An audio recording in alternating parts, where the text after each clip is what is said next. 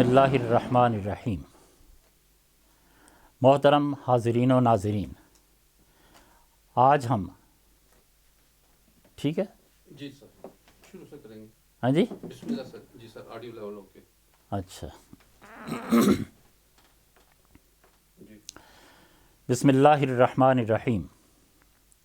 محترم حاضرین و ناظرین، آج کی مجلس میں ہم عصر حاضر میں مقاصد شرعیہ کی جدید تفہیم و اطلاق اس موضوع پر گفتگو کریں گے۔ مقاصد شریعت سے کیا مراد ہے؟ مقاصد شریعت سے یہ مراد ہے کہ جو شریعت کے احکام ہیں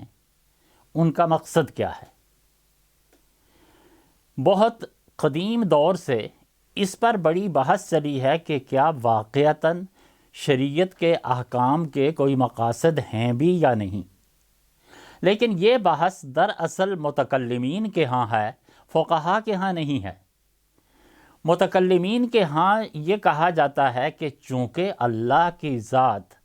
احد صمد ہے اور وہ کسی کا محتاج نہیں ہے، اس لیے اس کے کوئی ایسے مقاصد نہیں ہو سکتے کہ اس کو کسی چیز کی احتیاج ہو، کوئی ضرورت ہو، کوئی کمی ہو جس کو وہ کسی ذریعے سے پورا کرتا ہو۔ اسی لیے یہ کہا جاتا ہے کہ اللہ کے افعال کی تعلیل نہیں ہوتی، اور اس کے احکام چونکہ اس کے افعال کا حصہ ہیں اس لیے ان کی بھی کوئی علت نہیں ہوتی۔ لیکن یہ یاد رکھیں کہ اس کا تعلق اللہ کی ذات سے ہے، یعنی یہ علم کلام کا مسئلہ ہے۔ اس کا مطلب یہ ہے کہ اللہ اگر کوئی حکم دیتا ہے تو اس کا ذاتی فائدہ اس سے کوئی نہیں ہے، لیکن یہ سمجھنا کہ اللہ کے احکام کا مکلفین کو، یعنی ان لوگوں کو جنہیں اس نے یہ حکم دیا ہے کہ تم یہ کام کرو، انہیں بھی کوئی فائدہ نہیں ہے، تو یہ درست نہیں ہے۔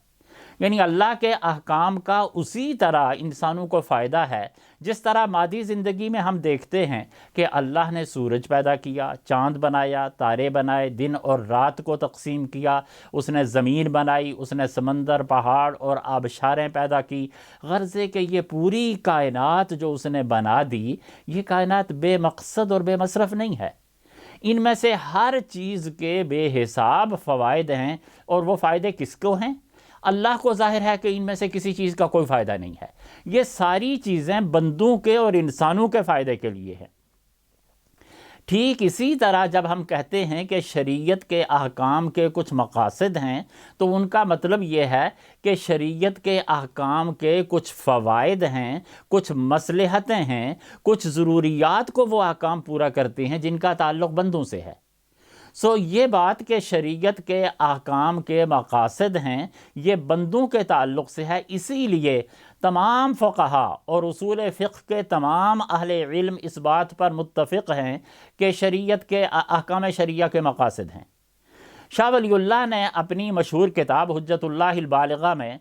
اس پر، جو ساری کتاب اسی موضوع پر ہے، اسرار شریعت پر ہے، اس پر گفتگو کا آغاز ہی یہاں سے کیا کہ اللہ کے احکام اس طرح نہیں ہیں کہ جس طرح کوئی آقا اپنے غلام کو، اپنے ملازموں کو یہ حکم دے جس کی کوئی وجہ نہ ہو کہ یہاں سے لے کر فلاں جگہ تک اتنے چکر لگا کے آؤ اور دوڑ کر آؤ، اس کا کوئی مقصد نہ ہو، وہ صرف یہ دیکھنا چاہتا ہو کہ کون میری بات مانتا ہے اور کون نہیں مانتا۔ تو اللہ کے احکام اس طرح کے نہیں ہیں کہ اس کے حکم کا کوئی فائدہ کسی کو نہ ہو، کوئی مقاصد اس کے پیچھے نہ ہوں، اس کے تمام احکام کے مقاصد ہیں۔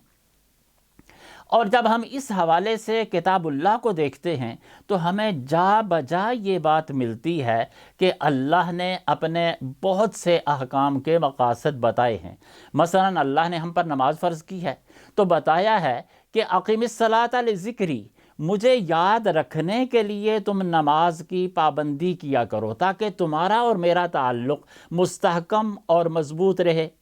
پھر یہ بھی کہا ان الصلاۃ تنہی عن الفحشاء والمنکر، کہ نماز ایک ایسی چیز ہے جو تمہیں برائیوں سے، بے حیائی کے کاموں سے روکے گی۔ یعنی نماز کے فوائد بتائے کہ جس کا یہ فائدہ ہے، روزے کے فوائد ہیں، زکوٰۃ کے فوائد ہیں، حج کے فوائد ہیں۔ یعنی ایک بہت اہم مثال اس میں قصاص کی ہے۔ یہ کہا کہ وَلَكُمْ فِي الْقِصَاصِ حَيَاةٌ يَا أُولِي الْأَلْبَابِ، کہ کوئی شخص اگر جان بوجھ کر کسی بے گناہ کو قتل کر دے تو بدلے میں اس قاتل کو قتل کر دو۔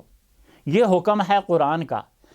اور اس میں یہ بتایا کہ اس کا فائدہ کیا ہے۔ اس کا فائدہ یہ بتایا کہ وَلَكُمْ فِي الْقِصَاصِ حَيَاتٌ، کہ قصاص میں زندگی ہے۔ یعنی حیرت کی بات ہے کہ ہم دیکھتے ہیں کہ قصاص کا مطلب تو کسی کو قتل کر دینا ہے، لیکن قرآن کہتا ہے اس میں زندگی ہے۔ وہ زندگی کیسے ہے؟ وہ زندگی اس طرح ہے کہ اگر یہ قانون ہو کہ قاتل کو لازماً قتل کر دیا جائے گا، تو جس کسی کے دل میں اتنا غصہ، اتنی عداوت ہو یا ایسی پلاننگ ہو کہ میں نے فلاں کو قتل کرنا ہے، اور اسے پتہ ہو کہ اس کے بدلے میں مجھے قتل کر دیا جائے گا، تو وہ اپنی جان بچانے کے لیے اس کو بھی قتل نہیں کرے گا۔ اس طرح صرف ایک قصاص کے حکم سے 2 جانیں بچتی ہیں، اور یہی کہا ہے کہ قصاص میں زندگی ہے۔ اس طرح ہر حکم کے بارے میں ہمیں تقریباً قرآن سے یہ معلوم ہوتا ہے کہ ان کے کچھ مقاصد ہیں۔ اور پھر یہ کہ چونکہ اسلام ایک دائمی اور عالمگیر دین ہے اور ایک مکمل شریعت دیتا ہے کہ جس نے قیامت تک چلنا ہے، جس نے دنیا کے ہر خطے میں اور ہر ملک میں چلنا ہے، اور جس نے ہر طرح کی اقوام اور ہر طرح کے کلچر میں جس میں باقی رہنا ہے۔ لیکن واقعہ یہ ہے کہ زندگی میں اتنا تنوع ہے کہ ہر جگہ کا سماج الگ ہے، ہر جگہ لوگوں کے مسائل الگ الگ ہیں، ہر جگہ لوگوں کے رہن سہن کے طریقے الگ ہیں، اور وہ جو تنوع ہے، وہ جو اختلاف ہے، وہ اس حد تک ہے کہ اس میں ہر وقت ترقی، ارتقاء اور ڈیولپمنٹ ہوتی رہتی ہے۔ یعنی انسانی زندگی کے جو مسائل ہیں وہ مسائل لا انتہا ہیں، ان کو آپ کاؤنٹ نہیں کر سکتے کہ سارے اتنے مسئلے ہیں، لیکن ان مسائل کو حل کرنے کے لیے ہمیں جو نصوص دی گئی ہیں، یعنی قرآن حکیم کی جو احکام ہیں یا جو سنت ہیں یا رسول اللہ صلی اللہ علیہ وسلم کی جو سنتیں ہیں، وہ تو محدود ہیں۔ یعنی ان کو آپ شمار کر سکتے ہیں کہ قرآن کی اتنی آیات ہیں جو شرعی احکام سے متعلق ہیں، اور اتنی احادیث ہیں جو شرعی احکام سے متعلق ہیں۔ تو وہ لامحدود مسائل اور محدود نصوص اور احکام، جب ان کو ہم آمنے سامنے کھڑی کریں تو یہ ایک سوال پیدا ہوتا ہے کہ کیا یہ محدود نصوص یا محدود احکام ان لامحدود مسائل کا حل دے سکتی ہیں؟ جبکہ یہ کہا گیا ہے کہ اس کو ہم نے پسند کر لیا ہے، اس دین کو، اور قیامت تک کے لیے یہی دین ہے۔ جب ایسا ہے کہ قیامت تک کے لیے یہی دین ہے، اور قیامت تک آنے والے تمام انسانوں کے تمام مسائل کا حل یہیں سے نکلنا ہے، تو اس کے لیے ایک طریقہ یہ رکھا اسلام نے کہ کچھ نصوص ایسی دے دیں اور کچھ کلیات دے دیے، اور یہ کہا کہ جب بھی کوئی نیا مسئلہ پیش آئے تو تم ان نصوص کو دیکھتے ہوئے اجتہاد کر لیا کرو۔ اجتہاد کے ذریعے دین کو ہر وقت ارتقاء پذیر رکھا گیا ہے کہ یہ ہر لمحہ آگے بڑھتا ہے، اور جب بھی کوئی نیا مسئلہ پیش آئے گا تو آپ کے لیے اجتہاد کا دروازہ کھلا ہے۔ آپ اجتہاد کریں کہ کون سی چیز شریعت کے احکام کے مطابق ہے اور اسی کو اختیار کر لیں۔ یہ جو اجتہاد ہے، یہ رسول اللہ صلی اللہ علیہ وسلم نے خود بھی اجتہادات کیے، اور صحابہ کے دور سے اجتہادات شروع ہو گئے، اور ان اجتہادات میں اختلاف بھی ہوتا ہے،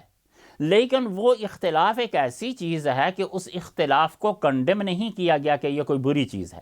عہد نبوی میں اس طرح کے ایک اجتہاد کے بارے میں بڑی واضح مثال ہمیں ملتی ہے کہ حضور صلی اللہ علیہ وسلم غزوہ احزاب سے جب فارغ ہوئے تو آپ نے صحابہ سے یہ کہا کہ بنو قریظہ نے چونکہ عہد شکنی کی ہے، اس لیے ہم نے بنو قریظہ کا محاصرہ کرنا ہے، اور صحابہ سے کو یہ حکم دیا کہ کوئی بھی شخص کہ تم میں سے ہر شخص عصر کی نماز بنو قریظہ میں جا کر پڑھے۔ یہ ان سب کو حکم دے دیا گیا جو غزوہ احزاب میں شریک تھے۔ بنو قریظہ کے جو محلے تھے، ان کے جو قلعے تھے، وہ مدینہ منورہ سے تقریباً 12-15 کلومیٹر کے فاصلے پر تھے، گویا عام حالات میں 3-4 گھنٹے کا سفر تھا۔ اور لوگ جو کہ احزاب سے فارغ ہوئے تھے، فوری طور پر ان کے لیے روانگی بھی ایک مسئلہ تھا، لیکن لوگ روانہ ہوئے، اور جب وہ روانہ ہوئے تو ان میں سے کوئی کس وقت پہنچا، کوئی کس وقت پہنچا۔ یہ ضروری تو نہیں تھا کہ سبھی لوگ عصر سے پہلے پہنچ جائیں۔ کچھ لوگ کہ جو دیر سے پہنچے، ان میں سے کچھ لوگوں نے یہ فیصلہ کیا کہ چونکہ حضور نے فرمایا کہ عصر بنو قریظہ میں جا کر پڑھنی ہے، اس لیے انہوں نے عصر چھوڑ دی، اور جب اگر عشاء کے وقت بھی وہاں پہنچے تو تب جا کر عصر پڑھی۔ اور کچھ صحابہ نے یہ کیا کہ حضور صلی اللہ علیہ وسلم کا مقصد یہ نہیں تھا کہ تم عصر چھوڑ دو، مقصد یہ تھا کہ جس قدر جلد ممکن ہو تم پہنچو، اس لیے انہوں نے راستے میں عصر پڑھ لی اور پھر بنو قریظہ پہنچ گئے۔ جب رسول اللہ صلی اللہ علیہ وسلم کو یہ دونوں چیزیں رپورٹ ہوئیں تو آپ نے کسی کو یہ نہیں کہا کہ جی تم نے غلط کیا یا تم نے غلط کیا یا تم نے صحیح کیا، یعنی اس میں حضور صلی اللہ علیہ وسلم نے یہ دیکھا کہ جس نے جو اختلاف کیا وہ نیک نیتی سے کیا۔ کچھ کی نیت یہ تھی کہ رسول اللہ صلی اللہ علیہ وسلم کے الفاظ پر عمل کیا جائے، اور دوسروں کی نیت یہ تھی کہ آپ نے جو بات کہی ہے اس کا مقصد کیا ہے، اس مقصد پر عمل کیا جائے، اس لیے ان دونوں کو درست قرار دیا گیا۔ تو اس طرح عہد نبوی سے ہی مقاصد کو پیش نظر رکھ کر اجتہاد کیا گیا، لیکن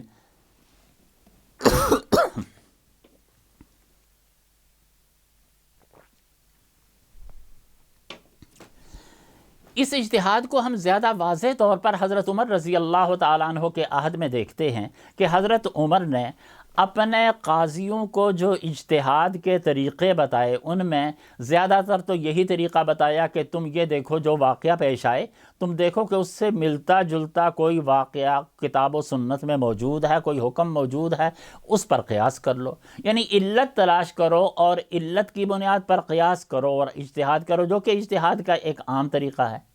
لیکن خود حضرت عمر رضی اللہ تعالیٰ عنہ نے چند ایسے اجتہادات کیے کہ جو علت کی بنیاد پر نہیں تھے، جو مقاصد کی بنیاد پر تھے۔ مثال کے طور پر حضرت عمر رضی اللہ تعالیٰ عنہ نے قحط کے دنوں میں چور کا ہاتھ کاٹنا روک دیا، اور اس میں یہ نہیں کہ اس نے چوری نہیں کی تھی، حضرت عمر نے یہ کہا کہ چونکہ وہ سزا کا مقصد یہ ہے کہ ایک شخص زمین میں ملک میں فساد پھیلانے کے لیے چوری کرتا ہے،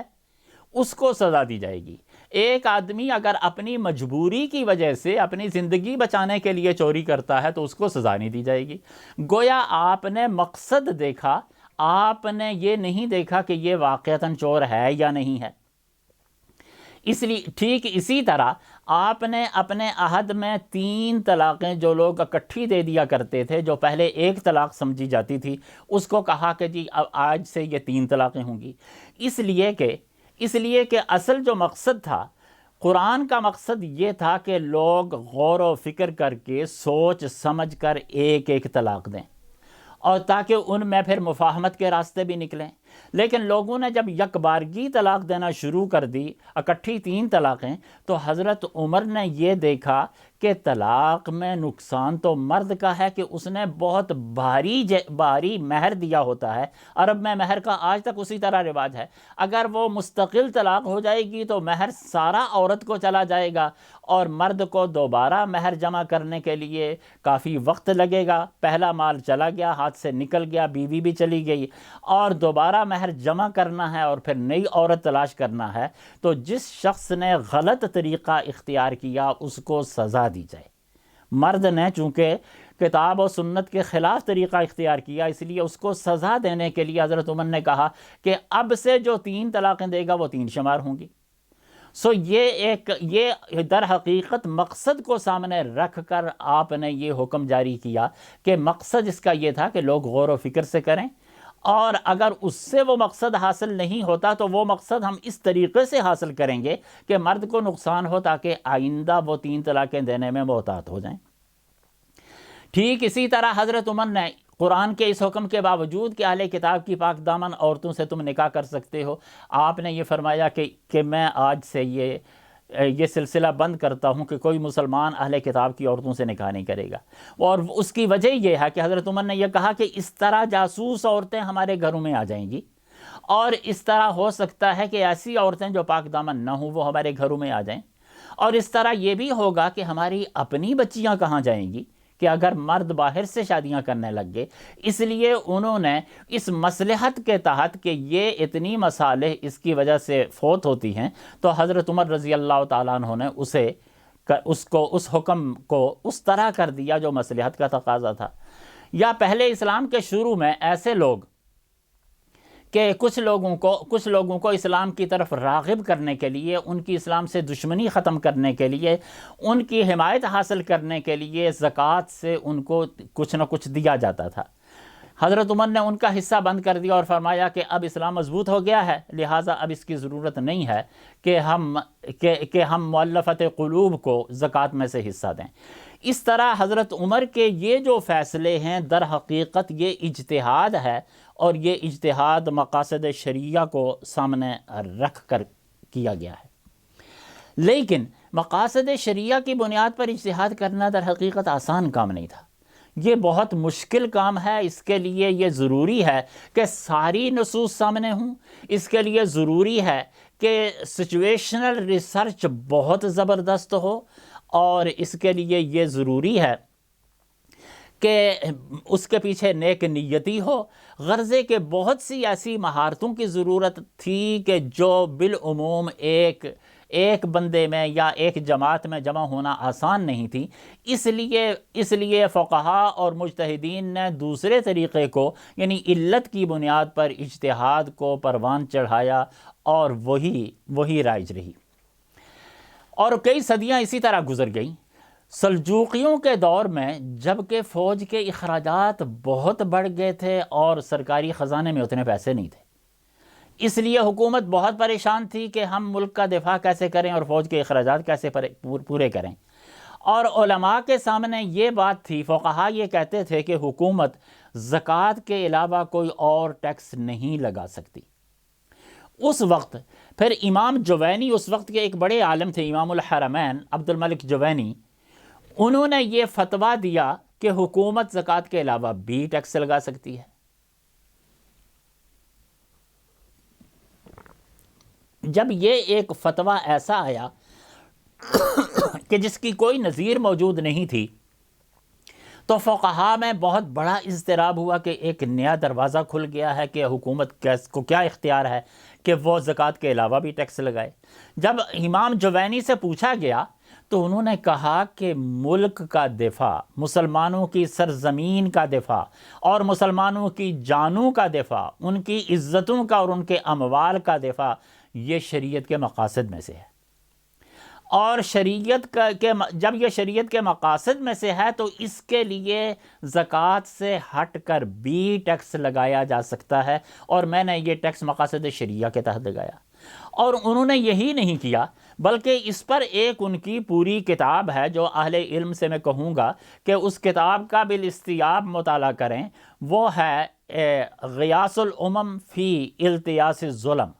قطر سے یہ چھپی ہے، غیاث الامم فی التیاس الظلم، یہ کتاب غیاثی کے نام سے مشہور ہے۔ اس میں انہوں نے اس طرح کے حالات کے بارے میں اور بالخصوص سیاسی امور کے بارے میں بہت سی ہدایات جاری کی ہیں جو کہ اہل علم کے مطالعے کی چیز ہے، اور امام جوینی نے اس کو دوبارہ متعارف کروایا۔ ان کے بعد پھر امام غزالی نے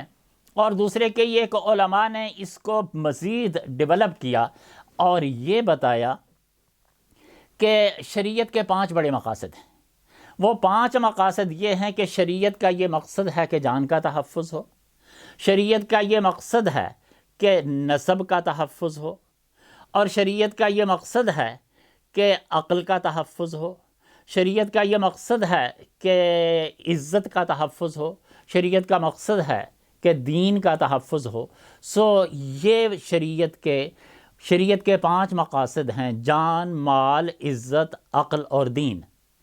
یہ 5 شریعت کے مقاصد ہیں کہ ان کا تحفظ کیا جائے، اور جو قانون بنایا جائے اس میں اس بات کا خیال رکھا جائے کہ یہ شریعت کے مقاصد ہیں اور یہ وائلیٹ نہ ہوں۔ لیکن یہ 5 مقاصد کس طرح متعین کیے گئے؟ در حقیقت یہ 5 مقاصد متعین کرنے والوں نے یہ دیکھا کہ اسلامی شریعت کن جرائم پر سنگین سزائیں دیتی ہے۔ وہ 5 بڑے جرائم کہ جن پر قصاص اور حدود کی سزائیں ہیں، جہاں قتل ہے، جہاں رجم ہے، جہاں کوڑے ہیں، جہاں اس طرح کی بڑی سزائیں ہیں، ان 5 بڑے جرائم کو سامنے رکھ کر یہ بتایا کہ شریعت کا مقصد یہ ہے کہ کسی بھی اسلامی ریاست میں، مسلم ریاست میں یہ 5 نوعیت کے جرائم نہ ہوں اور لوگوں کی جان، مال، عزت، آبرو، دین اور عقل محفوظ ہوں۔ ان 5 چیزوں کو بنیاد بنا کر مختلف کتابیں لکھی گئیں، اور امام غزالی نے اور بعد میں اور کئی ایک اہل علم نے اس پر بہت وقیح کام کیا، لیکن اس پر امام ابن تیمیہ نے ایک بھرپور تنقید کی۔ انہوں نے یہ کہا کہ یہ جو 5 مقاصد مقرر کیے گئے ہیں، یہ 5 مقاصد تو دفع مضرت کے ہیں، یعنی ملک میں یہ خرابیاں نہیں ہونی چاہیے، لیکن پبلک کی ڈیولپمنٹ کے لیے، انسانوں کی شخصیات کی تعمیر کے لیے، ان کی تعلیم کے لیے، ان کے اخلاق کے لیے، ان کی عقل کی بالیدگی کے لیے، اور ان کے رویوں اور ان کے برتاؤ کو ڈیولپ کرنے کے لیے، اس کے بارے میں تو کچھ بھی نہیں ہے۔ اللہ کے ساتھ تعلق بھرپور رکھنے کے لیے اور مضبوط کرنے کے لیے تو کوئی ایسی چیز اس میں نہیں دی گئی۔ یہ جو تنقید تھی، اس کو ابن قیم نے زیادہ زوردار طریقے سے اعلام الموقعین میں بیان کیا کہ اس میں جو مقاصد 5 ہیں، 5 جو مقاصد ہیں، ان 5 مقاصد میں تو یہ بتایا گیا ہے کہ انسانی سماج نقصان سے کیسے بچے، لیکن اس کو اعلیٰ مراتب حاصل ہوں، اس کو اچھائیاں اور بھلائیاں ملیں، اس کی ترقی اور ارتقاء ہو، اس کے لیے تو کچھ نہیں بتایا گیا۔ جب یہ بات سامنے آئی تو اس کے بعد پھر یہ ایک رویہ پیدا ہوا کہ یہ کہا گیا کہ انہی 5 مقاصد میں انحصار نہیں ہے، مقاصد اور بھی ہو سکتے ہیں، لیکن اس پر مزید مقاصد کا اضافہ نہیں کیا گیا۔ البتہ ایک مقاصد پر ایک بہت اعلیٰ درجے کی کتاب، جو اصلاً اصول فقہ کی کتاب ہے، لیکن اس کی پوری ایک جلد، 4 جلدوں میں سے ایک پوری جلد مقاصد شرعیہ پر ہے، وہ امام شاطبی کی ہے، جو کہ اسپین کے ایک بڑے اسکالر اور بڑے عالم تھے۔ انہوں نے الموافقات کے نام سے ایک کتاب لکھی کہ جس میں حنفی اور مالکی اصول فقہ کو کمبائن کر کے ایک بہت اعلیٰ درجے کی کتاب، بلکہ اہل علم یہ کہتے ہیں کہ اصول فقہ پر اس درجے کی کوئی کتاب اسلامی ادبیات میں موجود نہیں ہے۔ اس کی دوسری جلد پوری کی پوری مقاصد شریعت پر ہے، اور اس میں انہوں نے بہت تفصیل سے شریعت کے مقاصد لیکن انہی 5 مقاصد پر بات کی، اور 5 مقاصد کی پھر انہوں نے کچھ ذیلی درجہ بندی بھی کی کہ اس میں کچھ ضروریات ہیں، کچھ حاجیات ہیں، کچھ تحسینیات ہیں، ان کی الگ سے درجہ بندی بھی کی۔ لیکن وہ کتاب طویل عرصے تک زاویہ خمول میں رہی اور اس سے استفادہ بہت کم کیا گیا۔ پچھلی صدی میں جامع ازہر کے مصر کے بہت بڑے شیخ مفتی محمد عبدہ، جو وہاں کے بڑے بڑے اجلہ علماء کے استاد تھے، انہوں نے اپنے تیونس کے دورے میں یہ کتاب دریافت کی، اور اس کے بعد پھر انہوں نے اس کتاب کو ریکمینڈ کیا، اور ان کے بہت سے شاگردوں نے اس کتاب کا بالاستیاب مطالعہ کیا اور اس کو آگے بڑھایا۔ یوں تو بہت سی کتابیں اس کے بعد لکھی گئیں، لیکن شاطبی کے کام کو جس شخص نے آگے بڑھایا، کہ شاطبی نے جو مقاصد 5 پر بات کی تھی اس کو آگے بڑھایا، وہ محمد الطاہر بن عاشور، یہ بھی اندلس کے ایک بڑے عالم اور بہت بڑے اسکالر تھے۔ ان کو شیخ المقاصد بھی کہا جاتا ہے کہ ماضی قریب میں ان سے بڑا مقاصد کا عالم شاید کوئی نہیں گزرا، اور آگے ان کے بے شمار شاگرد ہیں کہ جنہوں نے مقاصد پر کام کیا۔ ابن عاشور نے، جو اگر ہم اس کے جدید عہد میں اس میں جو کام ہوا ہے اس پر بات کریں تو اس میں ہم ابن عاشور سے آغاز کریں گے۔ ابن عاشور نے ایک بات تو یہ کی کہ شاطبی نے مقاصد کے مآخذ بتائے تھے کہ ہمیں یہ کیسے پتہ چلے گا کہ یہ شریعت کے مقصد ہیں۔ اس کے بارے میں انہوں نے کہا کہ جی نصوص میں ہم دیکھیں گے امر و نہی ہے، اور کہیں مقصد بتایا گیا ہے، اور مختلف چیزیں کہ نصوص کے مطالعے سے ہمیں فلاں چیزوں کو دیکھ کر، یا پھر ہم استقراء اپنے سماج میں تلاش کر کے ہم یہ معلوم کریں گے کہ جی شریعت کا مقصد کیا ہو سکتا ہے۔ لیکن ابن عاشور نے جہاں سے آغاز کیا وہ یہ کہتے ہیں کہ شریعت کے مقاصد کے مآخذ میں جو سب سے بڑا مقصد ہے وہ فطرت ہے، کہ انسان جو بنیادی ہدایت حاصل کرتا ہے وہ فطرت سے کرتا ہے، جس کے بارے میں قرآن نے کہا ہے فطرت اللہ التی فطر الناس علیہا لا تبدیل لخلق اللہ،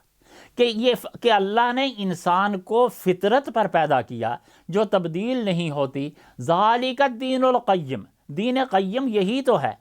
یعنی انسان کی ایک فطرت بھی ہے،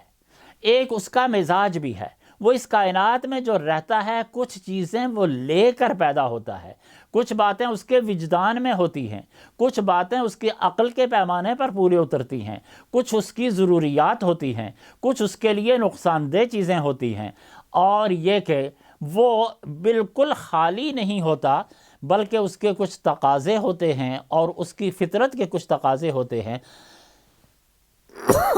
وہ پہلی چیز کہ جس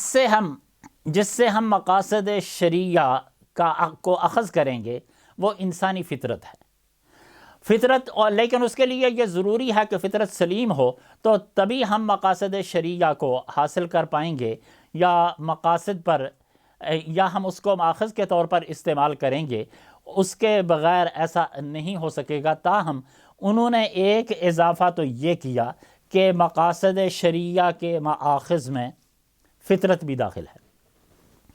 یہ اضافہ در حقیقت امام ابن تیمیہ کے اس اعتراض کا جواب تھا کہ جس میں امام ابن تیمیہ نے یہ کہا کہ اخلاق کی تربیت، علم کی تربیت اور اخلاقی تربیت یہ چیزیں تو ایسی ہیں کہ ان کا کہیں مقاصد میں ذکر نہیں ہے، اور جب فطرت کو اس میں ذکر کیا جاتا ہے، جب فطرت اس میں آ جاتی ہے تو پھر وہ ساری چیزیں کہ جو انسان کے اخلاق سے متعلق ہیں وہ ساری کی ساری اس میں مقاصد شرعیہ کے مآخذ میں آ جاتی ہیں۔ اس کے علاوہ انہوں نے مقاصد میں ایک اور اضافہ کیا، وہ انہوں نے یہ کہا کہ مقاصد یہی 5 نہیں ہیں بلکہ آزادی اور مساوات،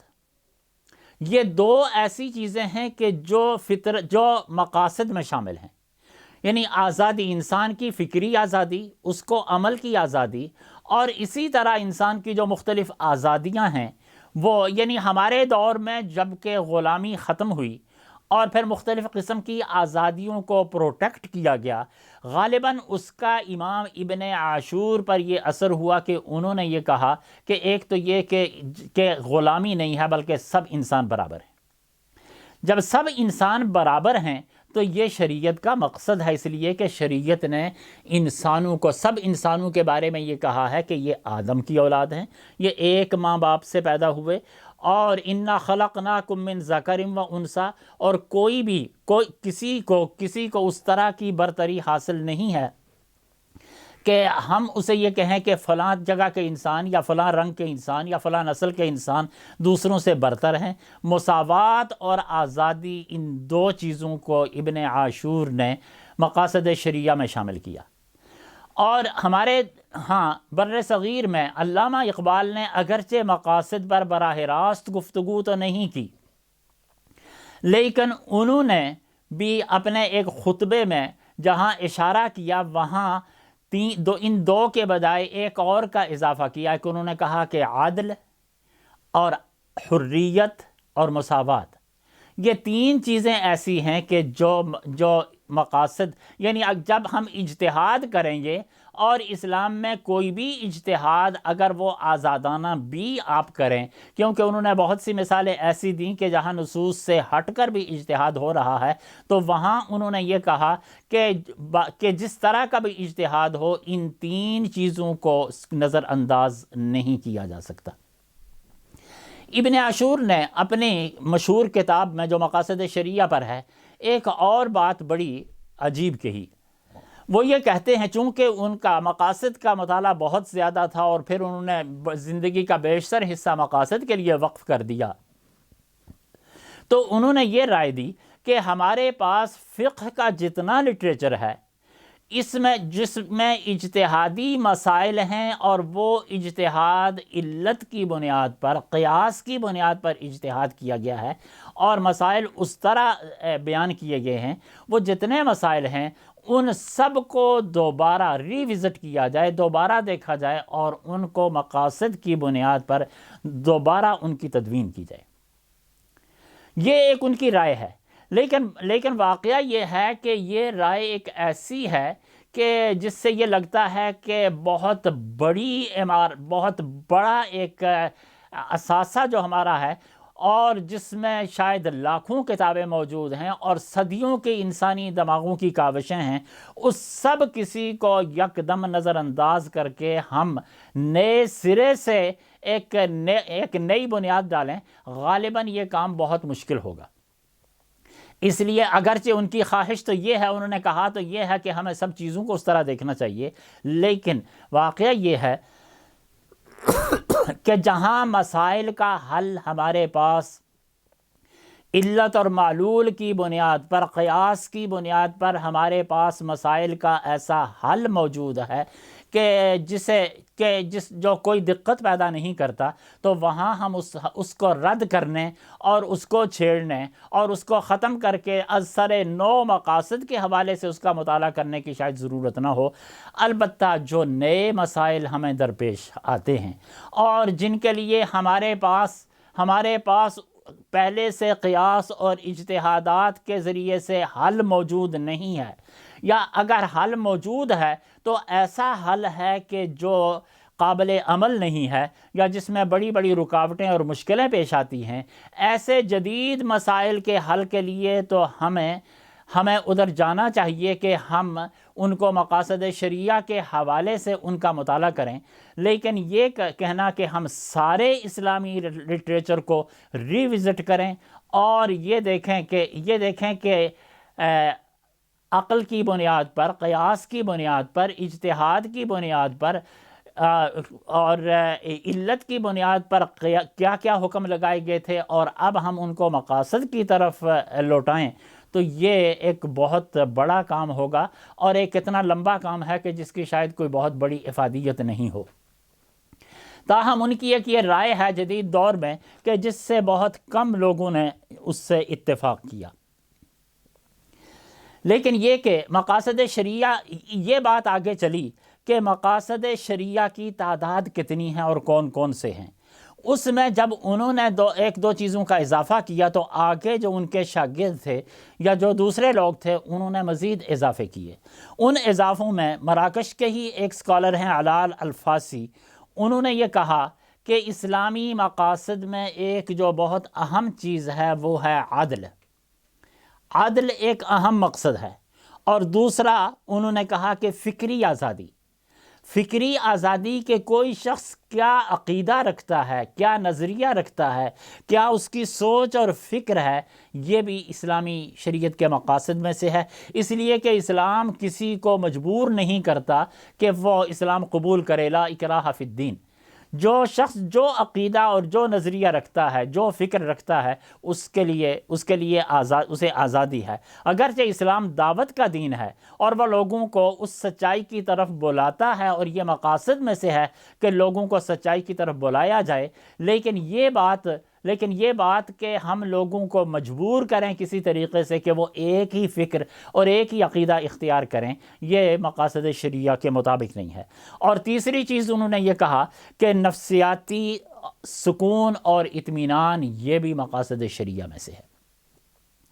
یہ تین چیزیں، اس طرح کچھ اور سکالرز نے کچھ اور چیزوں کا بھی اضافہ کیا، لیکن ہمارے ہاں بر صغیر میں مقاصد شرعیہ پر ڈاکٹر نجات اللہ صدیقی کی ایک کتاب ہے جو کہ اسلامک یونیورسٹی نے ہی جسے شائع کیا ہے، اس میں انہوں نے مقاصد شرعیہ پر مزید اضافے کیے، اور وہ اضافے در حقیقت اس میں کچھ تو ایسی چیزیں ہیں کہ جس میں ڈاکٹر نجات اللہ صدیقی چونکہ خود اکانومسٹ ہیں، اکنامکس کے اور اسلامی اکنامکس کے بہت بڑے ماہر ہیں، اس حوالے سے انہوں نے کچھ چیزوں کا اضافہ کیا۔ اور دوسرے یہ کہ چونکہ ہم جس دور میں رہتے ہیں یہ گلوبلائزیشن کا دور ہے، یہاں مسائل بالکل اور طرح کے ہو گئے ہیں، اس لیے انہوں نے ان مسائل کے حوالے سے بھی کچھ چیزوں کا اضافہ کیا کہ جو نئے مسائل ہیں ان کے حوالے سے ان میں جن چیزوں کا انہوں نے مقاصد شرعیہ میں ذکر کیا، ان میں پہلی چیز ہے شرف انسانیت، کہ یہ شریعت کا مقصد ہے کہ انسان کو عزت دی جائے۔ قرآن نے یہ کہا ہے وَلَقَدْ كَرَّمْنَا بَنِي آدم، کہ بنو آدم کو ہم نے عزت دی ہے اور بنو آدم کو خلیفہ بنایا ہے۔ اس لیے انسانوں کو باعزت سمجھنا، انسانوں کو شرف والا سمجھنا، انسانوں کو ان کا مقام دینا، انسانوں کو عزت دینا، یہ شریعت کے مقاصد میں سے ہے۔ یہ ہرگز درست نہیں ہے کہ کسی انسان کو یا انسانوں کے کسی طبقے کو یا کسی ملک کے انسانوں کو کم تر سمجھا جائے۔ انسانیت کے شرف میں سارے کے سارے برابر ہیں۔ دوسری چیز وہ بتاتے ہیں کہ جو بنیادی آزادیاں ہیں، یہ بھی بنیادی آزادیاں بھی مقاصد شریعہ میں سے ہے، جس میں عقیدے کی آزادی ہے، جس میں عمل کی آزادی ہے، اور جس میں گفتگو کی آزادی ہے، جس میں اظہار خیال کی آزادی ہے۔ اس طرح مختلف قسم کی جو آزادیاں ہیں جو کہ بنیادی حقوق میں شامل ہیں، وہ بنیادی آزادیاں بھی مقاصد شریعہ میں سے ہے۔ البتہ ان آزادیوں کا اسلامی حوالے سے اور مغربی جو نقطہ نظر ہے آزادیوں کا، ان میں کچھ فرق ہے۔ مثلا یہ کہ مغرب میں آزادی اور طرح کی ہے کہ جس میں یہ نہیں دیکھا جاتا کہ آپ کسی کے مقدسات کو برا بھلا کہہ کر اور اس کی تنقید کر کے، اس پر تنقید کر کے آپ کسی کے جذبات کو ٹھیس پہنچا رہے ہو، جبکہ ہمارے ہاں قرآن کا یہ حکم ہے کہ لا تسبوا الذین یدعون من دون اللہ فیسبوا اللہ عدوا بغیر علم، کہ دوسروں کے بتوں کو بھی برا بھلا نہیں کہو ورنہ وہ جواب میں تمہارے خدا کو برا بھلا کہیں گے۔ اس لیے لوگوں کے جذبات، ان کے عقائد، ان کے احساسات، ان کے مقدسات کے ساتھ اس طرح ان پر تبصرہ کرنا یا ان کو اس طرح برا بھلا کہنا کہ جس سے دوسرے کے احساسات مجروح ہوں، یہ آزادیاں اسلام نے نہیں دی۔ اسلام نے آزادی کی بات تو کی ہے، لیکن وہ مغرب والی آزادی نہیں ہے، بلکہ وہ کچھ اور طرح کی آزادیاں ہیں کہ جن میں کچھ سماجی پابندیاں ہیں، جن میں کچھ اخلاقی پابندیاں ہیں اور جن میں کچھ فکری پابندیاں ہیں۔ اس کے علاوہ انہوں نے یہ کہا ہے کہ عدل و انصاف یہ اسلامی مقاصد کا ایک حصہ ہے، اور عدل در حقیقت ایک ایسی چیز ہے کہ جو اسلام کا امتیاز ہے۔ یعنی اگر اسلام کو کسی ایک لفظ سے تعبیر کرنا ہو تو جس طرح ہم کرسچینٹی کو رحمت سے، پیس سے، محبت سے تعبیر کرتے ہیں، اسی طرح اسلام کو عدل کے لفظ سے تعبیر کیا جاتا ہے۔ اور پھر آگے انہوں نے بتایا کہ غربت کا ازالہ کرنا اور ہر کسی کی کفالت، یہ اسلام کے مقاصد میں سے ہے۔ یعنی ہر شخص کو معاشی ضروریات حاصل ہوں۔ یہ تو وہ نہیں کہتے کہ سب کی معیشت برابر ہو، لیکن وہ یہ کہتے ہیں کہ کوئی شخص محروم معیشت نہ ہو، غربت کسی جگہ ایسی نہ ہو کہ لوگ بنیادی ضروریات زندگی سے محروم ہوں۔ غربت کا ازالہ اور سب لوگوں کی کفالت، یہ بھی اسلامی مقاصد میں شامل ہے۔ پھر سماجی مساوات اور تقسیم دولت میں جو ناہمواری ہے کہ دولت کی تقسیم ہماری دنیا میں اس طرح ہو گئی ہے کہ کچھ لوگ اتنے دولت مند ہیں کہ ان کی دولت کا کوئی حساب نہیں ہے، اور کچھ لوگ ایسے ہیں کہ جن کے پاس نان جوی بھی نہیں ہے۔ دولت کی مناسب تقسیم کرنا یہ بھی اسلامی مقاصد میں سے ہے کہ قرآن نے کہا ہے کہ لا یکون دولۃ بین الاغنیاء منکم۔ پھر وہ کہتے ہیں کہ امن و امان اور نظم و نسق، گڈ گورننس،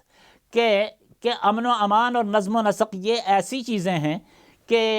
یہ اسلامی مقاصد میں شامل ہے، اور اسلامی شریعت کا یہ مقصد ہے کہ ملک میں یا دنیا میں امن و امان ہو۔ اس کے بارے میں انہوں نے اس پر بھی بحث کی ہے کہ کیا ایسے تباہ کن ہتھیار تیار کیے جا سکتے ہیں یا نہیں کیے جا سکتے، اور ان کا نقطہ نظر یہ ہے کہ دنیا کو امن کا گہوارہ بنانا یہ اسلام کے مقاصد میں شامل ہے۔ اگرچہ اس پر مختلف لوگوں نے یہ تنقید بھی کی ہے کہ قرآن حکیم ہمیں یہ کہتا ہے کہ اعدوا لهم ما استطعتم من قوة ومن رباط الخیل ترہبون به عدو اللہ وعدوکم وآخرین من دونہم لا تعلمونہم اللہ یعلمہم، کہ تم اپنے آپ کو دفاعی اعتبار سے بہت مضبوط کرو سو اس حوالے سے ان کی اس ڈسکشن پر خاصی بحث بھی ہوئی، اور آخری چیز جو انہوں نے بتائی وہ یہ ہے کہ بین الاقوامی تعامل اور تعاون، کہ ساری دنیا جو اب ایک گلوبل ولیج ہو رہی ہے، اس میں ہمیں ایک دوسرے کے ساتھ دشمنی کی بنیاد پر نہیں بلکہ تعاون کی بنیاد پر، ایک دوسرے کے ساتھ تعامل کی بنیاد پر، ایک دوسرے کو فائدہ پہنچانے کی بنیاد پر اور ایک دوسرے سے فائدہ حاصل کرنے کی بنیاد پر ہمیں اپنی زندگی کرنی چاہیے اور آگے بڑھنا چاہیے۔ یہ وہ مقاصد کی ایک لسٹ ہے جو ڈاکٹر نجات اللہ صدیقی نے دی ہے، لیکن اس کا یہ مطلب نہیں کہ یہ بات یہیں ختم ہو گئی، بلکہ مقاصد کی چونکہ مختلف قسمیں بھی ہیں کہ مقاصد عامہ ہیں، مقاصد خاصہ ہیں، مقاصد جزیہ ہیں، اس لیے یہ ایک ایسا موضوع ہے کہ جس پر مزید تحقیق کی ضرورت ہے، اور